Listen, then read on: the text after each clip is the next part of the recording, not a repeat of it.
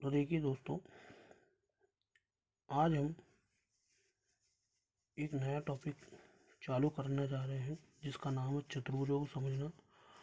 और ये जो टॉपिक है वैसे तो सभी कक्षाओं के लिए है, लेकिन कक्षा 8 के लिए बहुत मोस्ट इम्पोर्टेंट है, क्योंकि इसमें से बोर्ड कक्षाओं में कम से कम 4 नंबर के क्वेश्चन आपसे पूछे जाएंगे। तो मैं मानता हूँ कि कक्षा 8 के जो विद्यार्थी हैं वो इसे थोड़ा ध्यान से देखें। तो देखिए, सबसे पहले हम देखते हैं कि चतुर्भुज क्या होता है। और चतुर्भुजों को समझने से पहले मैं आपको एक चीज़ बताना चाहूँगा, जो है समतलीय वक्र।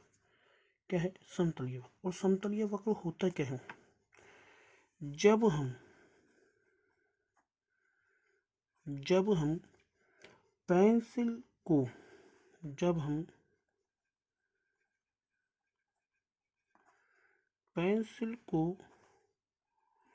बिना हटाए जब हम पेंसिल को बिना हटाए क्या बताया? जब हम पेंसिल को बिना हटाए दो बिंदुओं को कितने बिंदुओं को दो बिंदुओं को आपस में जोड़ देते हैं या आपस में जोड़ते हैं, तो आपस में जोड़ने से जो आपके पास आकृति बनती है, आपस में जोड़ने से जो आकृति आपके पास बनती है, आकृति बनती है, उसे उसे समतलीय वक्र कहते हैं। उसे हम क्या कहते हैं? समतलीय वक्र कहते हैं। कैसे?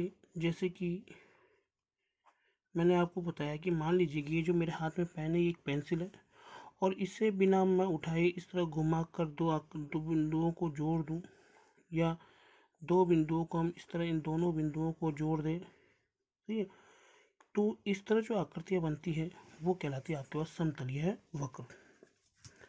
इसी तरह देखो, आगे है कि रेखाखंडों से,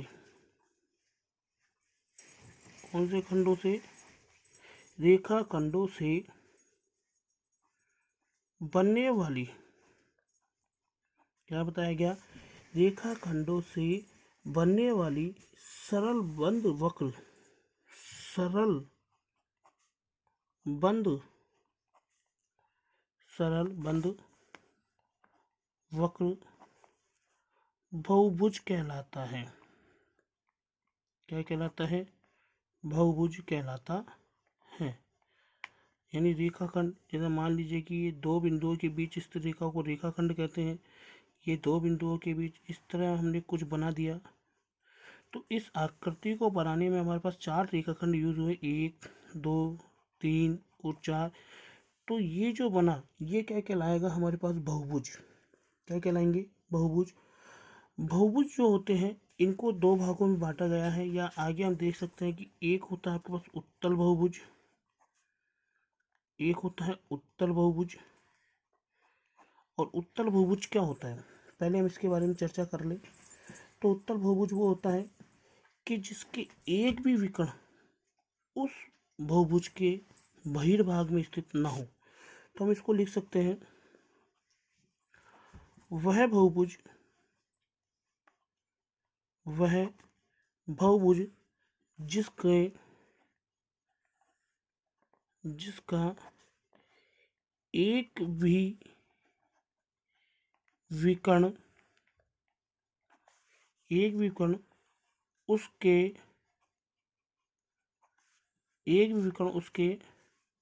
बहिर्भाग का मतलब होता है बाहर की तरफ, बहिर्भाग में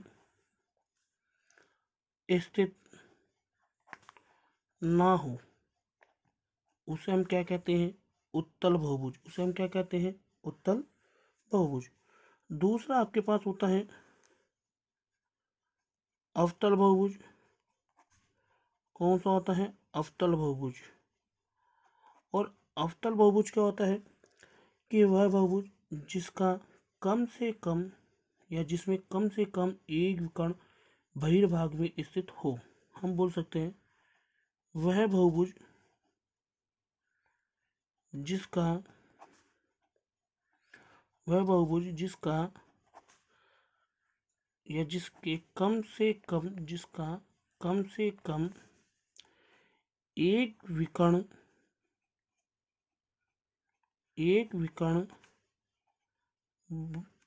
बहिर्भाग में स्थित हो। कहाँ हो? बहिर्भाग में स्थित हो, उससे हम क्या कहते हैं? अवतल बहुभुज। इसी तरह हमारे पास आता है कि जो भी बहुभुज आपके पास दिए हुए हैं, उत्तल बहुभुज और अवतल बहुभुज, इन बहुभुजों के बाह्य कोणों का योग हमेशा 360 डिग्री होता है। तो हम लिख सकते हैं, नोट डाल के, मोस्ट इम्पोर्टेंट नोट है, आपसे पूछा जा सकता है कि बहुभुज के बाह्य कोणों का योग, बहुभुज के बाह्य कोणों का योग 360 डिग्री होता है। कितना होता है? 360। अब यहाँ पर बात आ रही है बाह्य कोण। बाह्य कोण का मतलब होता है जो बाहर की तरफ बनते हैं। जैसे मान लीजिए कि मैं एक छोटा सा डायग्राम आपके सामने बनाता हूँ। ये ABCD एक चतुर्भुज है और इसके बाहर, जैसे मान लीजिए कि बाहरी कोण B है, इसका बाहरी कोण C है, इसका बाहरी कोण D है और इसका बाह्य कोण A है। तो ये जो बाह्य कोण बने हैं ABCD, इन बाह्य कोणों का जो योग होगा वो आपके पास होगा 360 डिग्री। ये दोस्तों, अब इसके साथ में हम देखते हैं समबाहुभुज। क्या देखते हैं? समबाहुभुज। और समबाहुभुज क्या होते हैं? जिसकी भुजाएं और कोण समान हो। हम लिख सकते हैं वह बहुभुज जिसकी भुजाएं व कोण समान हो। भुजाएं व कोण समान हो, उसे हम क्या कहते हैं? समबाहुभुज। और भुजाएं व कोण किस तरह समान होती है? तो देखिए, भुजाएं और कोण किस तरह समान होती है, तो हम देखते हैं। जैसे एक हम लेते हैं वर्ग। जैसे हम इसका उदाहरण लिखना चाहें तो हम लिख सकते हैं वर्ग की हम बोल सकते हैं कि चारों भुजाएं समान होती हैं और चारों कोण भी समान होते हैं। इसी तरह हम इसका एक उदाहरण ले सकते हैं जो आपके पास होता है समबाहु त्रिभुज। समबाहु त्रिभुज के भी तीनों भुजाएं समान होती हैं और तीनों कोण जहाँ तक होते हैं बराबर ही होते हैं। इसके बाद में अगला आपके पास बनता है विषम बहुभुज। और विषम बहुभुज क्या होता है? जिसकी भुजाएं व कोण, या वह बहुभुज जिसकी भुजाएं व कोण समान ना हो। क्या ना हो? समान ना हो। जिसकी भुजाएं और कोण समान ना हो। इसमें हम ले सकते हैं जैसे कि आयत।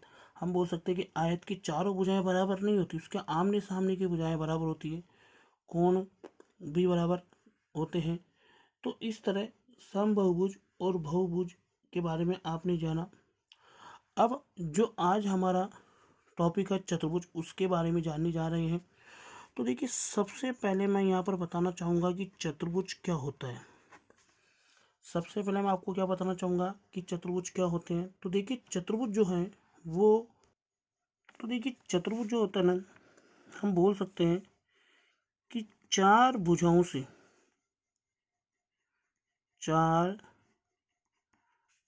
से गिरिबंद आकृति को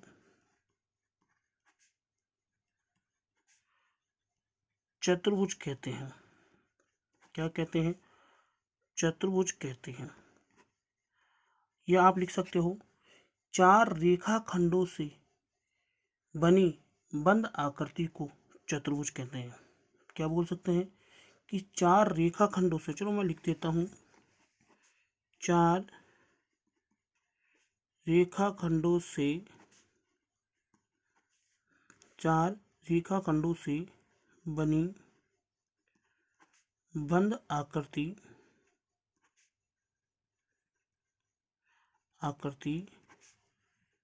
चतुर्भुज कहलाती है।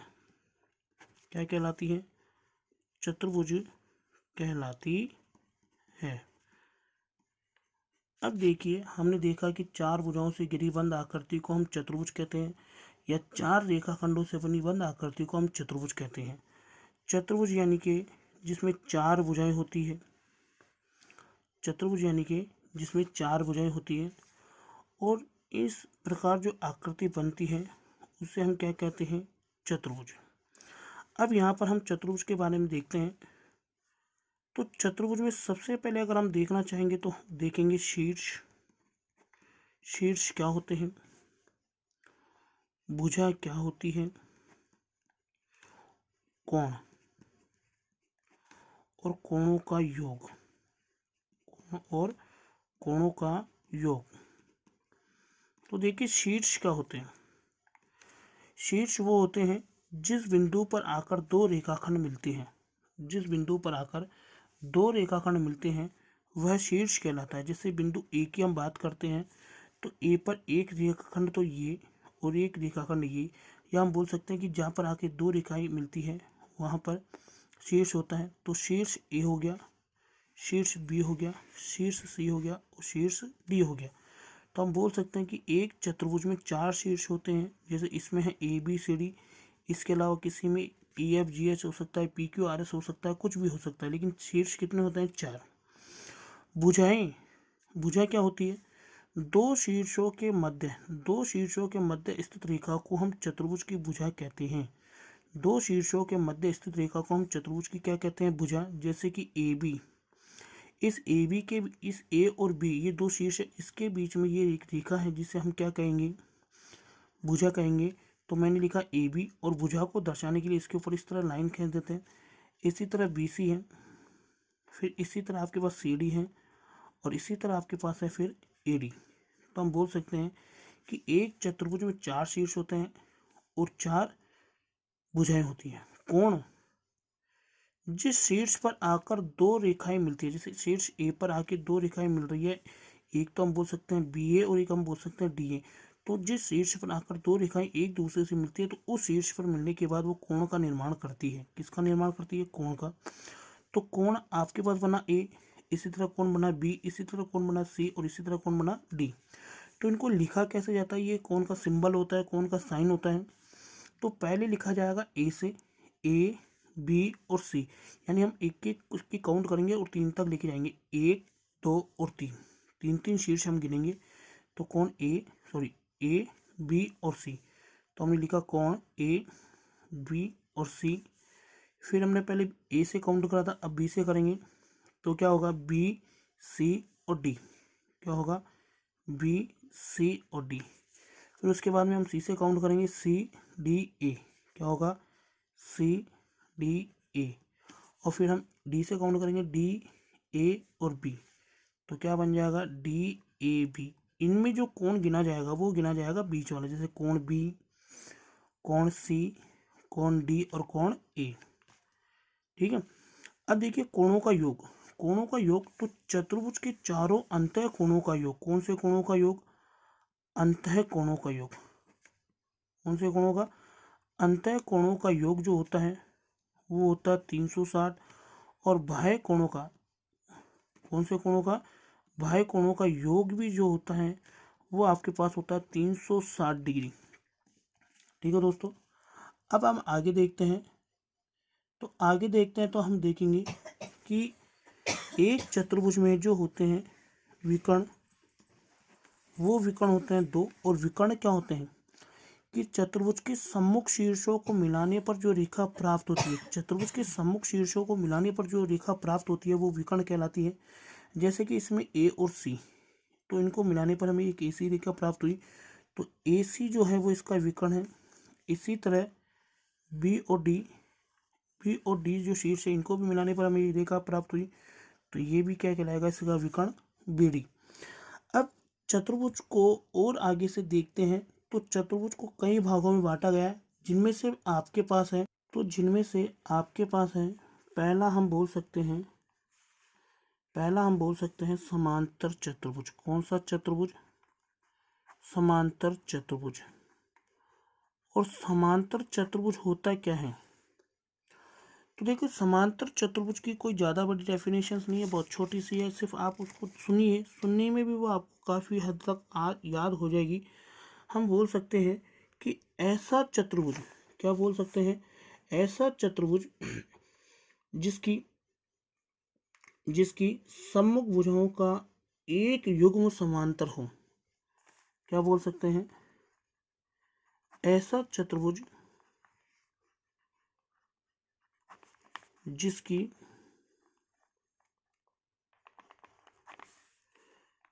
सम्मुख भुजाओं के युग्म, सम्मुख भुजाओं के युग्म समांतर हो। क्या हो? समांतर हो, उसे हम समांतर चतुर्भुज कहते हैं। कैसे? जैसे मान लीजिए कि हमने एक चतुर्भुज यहाँ पर ड्रॉ करा और हम मानते हैं कि ये एक समांतर चतुर्भुज है, इसमें ये ए बी और ये सी डी, तो हम बोल सकते हैं कि जो ए बी है वो सी डी के समांतर है और जो ए डी है वो बी सी के समांतर है। तो जब आपके पास किसी भी चतुर्भुज की भुजाओं के जो युग्म बनते हैं, आमने सामने के जो युग्म बनते हैं, सम्मुख भुजाओं के जो युग्म बनते हैं, यदि वो युग्म समांतर हो तो वो जो चतुर्भुज होगा वो क्या आपके पास क्या कहलाएगा? समांतर चतुर्भुज कहलाएगा।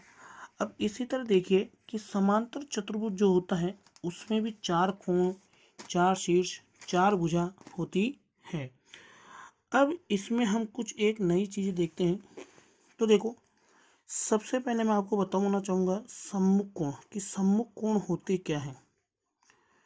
तो आमने सामने बनने वाले कोण कहलाते हैं सम्मुख कोण। आमने सामने बनने वाले कोण कौन क्या कहलाते हैं? सम्मुख कोण कहलाते हैं। जैसे कि कोण ए और कोण सी, ये दोनों आपस में क्या कहलाएंगे? एक दूसरे के सम्मुख कोण कहलाएंगे। तो हम लिख सकते हैं कोण ए और कोण सी जो है वो क्या है? सम्मुख कोण है। इसी तरह हम लिख सकते हैं कि कोण बी और कोण डी, ये भी क्या है? सम्मुख कोण है। समांतर चतुर्भुज के जो सम्मुख कोण होते हैं वो आपस में बराबर होते हैं। क्या बताया आपको? कि समांतर चतुर्भुज के सम्मुख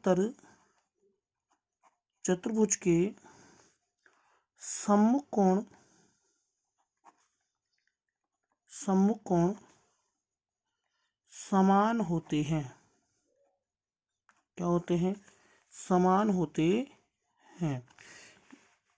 अब मैंने आपको बताया कि सम्मुख कोण होते क्या हैं, और ये भी बता दिया कि समांतर चतुर्भुज के जो सम्मुख कोण होते हैं वो समान होते हैं। आगे अगर हम देखते हैं तो हम देखते हैं आसन्न भुजाएं। कौन सी भुजाएं? आसन्न भुजाएं। आसन्न भुजा कौन कौन सी होती है? कि आप जहाँ पर आकर दो रेखाएं मिलती है, जैसे ये ए बी और ये ए डी, ये दोनों आसन्न भुजाएं हैं। इसी तरह हम बोल सकते हैं कि ए बी और बी सी जो है ये भी आसन्न भुजा है। आसन्न भुजा हम बोल सकते हैं कि ए बी और ए डी हैं, क्योंकि ये दो रेखाएं आकर मिलती है। या हम बोल सकते हैं कि ए बी और जो बी सी होता है ये भी क्या कहलाते हैं? आसन्न भुजा कहलाती है। ठीक है। इसके बाद में हम देखते हैं कि समांतर चतुर्भुज के आसन्न कोण, कौन से कोण? आसन्न कोण समपूरक होते हैं। क्या होते हैं? समपूरक होते हैं।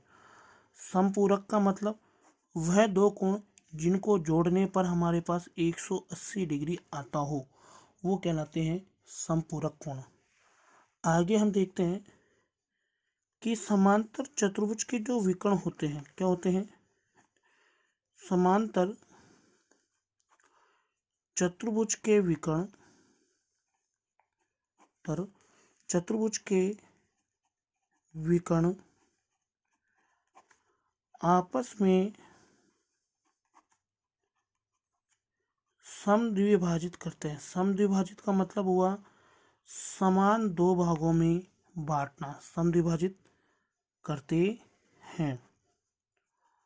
सही है। जैसे कि अब मैं आपको बताता हूँ कि ये जो आपके पास एक समांतर चतुर्भुज है, इसका विकर्ण हुआ AC और एक विकर्ण हुआ BD। ये एक दूसरे को बिंदु O पर प्रतिच्छेद करते हैं। किस पर प्रतिच्छेद कर रहे हैं? एक दूसरे को बिंदु O पर प्रतिच्छेद करते हैं।